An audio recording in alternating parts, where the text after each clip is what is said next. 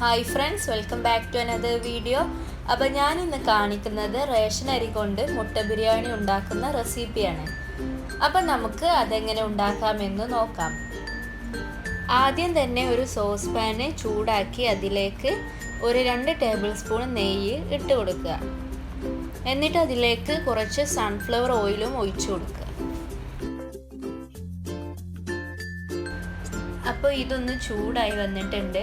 ഇനി അതിലേക്ക് 2 മീഡിയം സവാള നീളത്തിൽ കനം കുറച്ചരിഞ്ഞതാണ് അത് അതിലേക്ക് ഇട്ട് കൊടുക്കുക. ഇനി ഇത് നല്ലപോലെ ഒന്ന് വഴറ്റിയെടുക്കാം.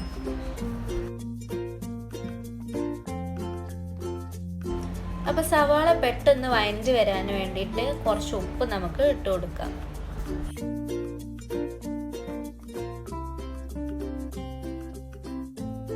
അപ്പോൾ നമ്മുടെ സവാള നല്ലപോലെ വഴറ്റി വന്നിട്ടുണ്ട്. ഞാനിവിടെ ചെറിയൊരു കഷ്ണം ഇഞ്ചിയും 10 അല്ലി വെളുത്തുള്ളി 3 പച്ചമുളകും കൂടി ചതച്ചതാണ്. ഇതൊരു 2 ടേബിൾ സ്പൂൺ ഉണ്ട്.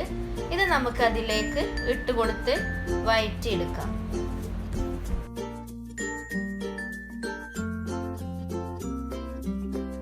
അപ്പോൾ നമ്മൾ ചേർത്ത് കൊടുത്ത ഇഞ്ചി വെളുത്തുള്ളിൻ്റെ ഒക്കെ പച്ചമണം മാറിയിട്ടുണ്ട്. ഇനി അതിലേക്ക് നമുക്ക് 2 തക്കാളി അരിഞ്ഞത് ഇട്ട് കൊടുക്കാം.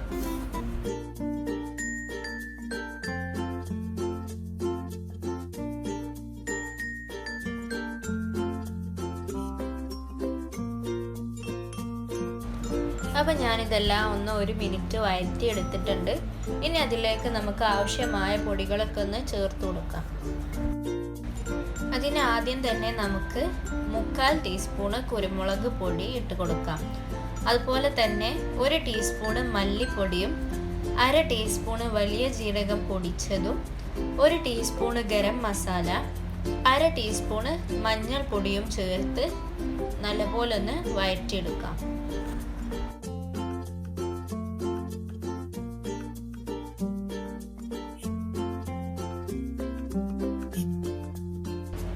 ഇനി കുറച്ച് കരിവേപ്പിലയും 2 ടേബിൾ സ്പൂൺ മല്ലിയിലയും 1 ടേബിൾ സ്പൂൺ പുതിനയിലയും ചെറുതാക്കി അരിഞ്ഞത് ചേർത്ത് കൊടുക്കാം.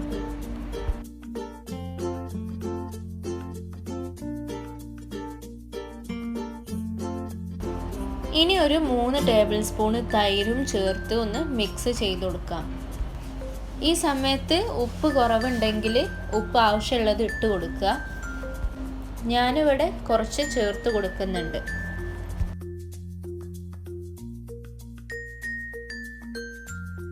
ഇനി അതിലേക്ക് ബോയിൽ ചെയ്ത് വെച്ച 4 മുട്ട ഇട്ട് കൊടുത്ത് ഒന്ന് പതുക്കെ മിക്സ് ചെയ്ത് കൊടുത്ത് മൂടി വെച്ച് 2 മിനിറ്റ് ഒന്ന് കുക്ക് ചെയ്തെടുക്കുക. അപ്പോൾ 2 മിനിറ്റിന് ശേഷം നമ്മുടെ മസാല ഇവിടെ റെഡിയായി വന്നിട്ടുണ്ട്. ഇനി ഇത് നമുക്ക് സ്റ്റൗവിൽ നിന്ന് മാറ്റാം. ഇനി നമുക്ക് റൈസ് ഉണ്ടാക്കിയെടുക്കാം. അതിനാദ്യം തന്നെ ഒരു സോസ് പാൻ സ്റ്റൗവിൽ വെച്ച് അതിലേക്ക് കുറച്ച് വെള്ളം ഒഴിച്ചു കൊടുക്കാം. അപ്പം ഞാനിവിടെ 2.5 കപ്പ് റേഷൻ അരിയാണ് എടുത്തിട്ടുള്ളത്. അതിനേക്കാൾ കുറച്ച് വെള്ളം കൂടുതൽ ഒഴിച്ചു കൊടുക്കുക. ഇനി അതിലേക്ക് റൈസിന് ആവശ്യമായ ഉപ്പ് ചേർത്ത് കൊടുക്കുക.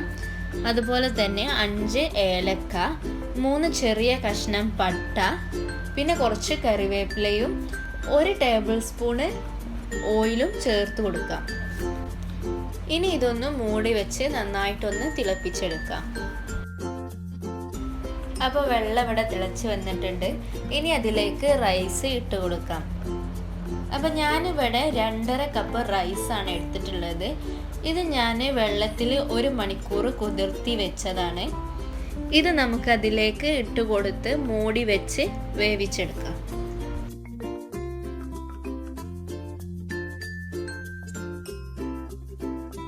അരി കുതിർത്തെടുക്കൽ നിർബന്ധമാണ് കേട്ടോ, അല്ലെങ്കിൽ അത് ഒട്ടി പിടിക്കും.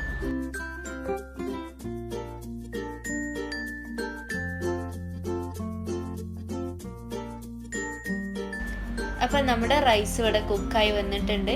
ഇനി ഇത് നമുക്ക് ഊറ്റിയെടുക്കാം. ഇനി നമ്മുടെ മസാലയിൽ നിന്ന് മുട്ടയൊക്കെ ഒന്ന് മാറ്റി വെക്കാം.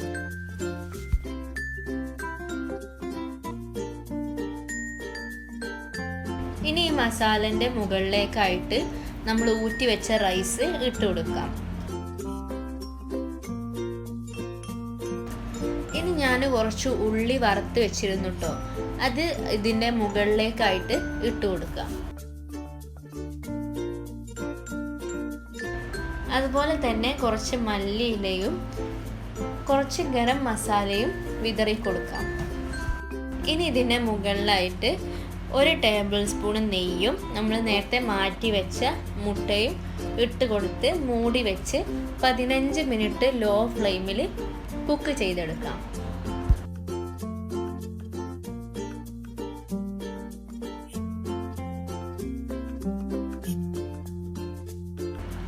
അപ്പം നമ്മുടെ റേഷനരി കൊണ്ടുള്ള മുട്ട ബിരിയാണി ഇവിടെ റെഡിയായി വന്നിട്ടുണ്ട്. ഇനി ഇത് നമുക്ക് സ്റ്റൗവിൽ നിന്ന് മാറ്റാം. ഇനി നമ്മുടെ മുട്ട ഒന്ന് മാറ്റി വെച്ചിട്ട് നല്ലപോലെ ഒന്ന് റൈസും മസാലയും മിക്സ് ചെയ്തെടുക്കാം. അപ്പം നിങ്ങൾക്ക് ഇത് കണ്ടാൽ തന്നെ അറിയാം റൈസൊക്കെ ഒട്ടി പിടിക്കാതെ വന്നിട്ടുണ്ട്. അപ്പം നിങ്ങളെല്ലാവരും ഇത് വീട്ടിൽ ട്രൈ ചെയ്ത് നോക്കുക, ഫീഡ്ബാക്ക് അറിയിക്കുക. നിങ്ങൾക്ക് ഈ വീഡിയോ ഇഷ്ടപ്പെട്ടാൽ തീർച്ചയായും സബ്സ്ക്രൈബ് ചെയ്യാനും തൊട്ടടുത്തുള്ള ബെല്ലൈക്കൺ ക്ലിക്ക് ചെയ്യാനും ലൈക്കും കമൻറ്റും ഷെയറും ചെയ്യാനും മറക്കരുത്. അപ്പോൾ പുതിയൊരു വീഡിയോയുമായി നമുക്ക് പിന്നീട് കാണാം. അസ്സലാമു അലൈക്കും.